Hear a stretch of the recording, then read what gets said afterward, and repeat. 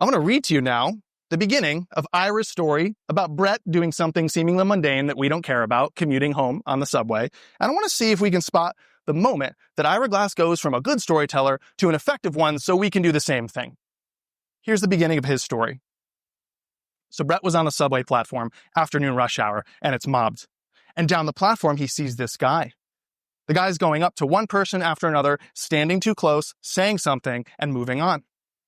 He's nicely dressed, doesn't seem to be asking for money, and he goes up to each person one at a time, says something quietly, and continues. And as he gets closer, Brett can hear what he's saying. Now, before I go any further, do you want to hear the rest of this story? Yeah, right. It's a good story from a good storyteller. And so naturally, Ira continues. And what the man is saying is, you can stay. And then to the next person, you're out of here. You got to go. And now Brett talks to Ira Glass and he's going, I'm starting to get a little nervous. And Brett's like, but he's not choosing you for anything. Brett goes, I know. And so the man walks up to Brett, stands a little too close and says, you can stay. And Brett felt euphoria. There's no other word for it, really. In his mind, he knew there was no reason to care, but in his heart, it made him really, really happy. This is a good story from a good storyteller. But it's not effective. Not yet.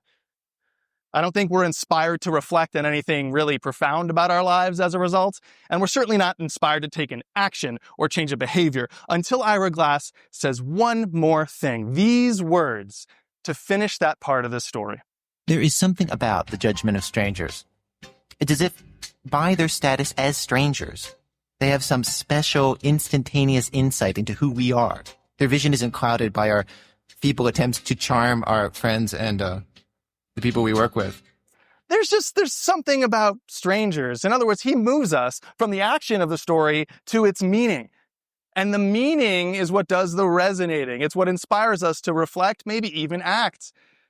So the next time you're communicating with your audience, the next time you need to move people towards that moment of resonance, remember a very simple phrase to have a very big influence with your words. That's the thing about strangers. We think they see who we really are, so we care more about their opinion than that of those close to us. There is a difference between a good storyteller and an effective storyteller. Good storytellers grip us, effective storytellers move us. They move us towards meaning, and in doing so, they resonate.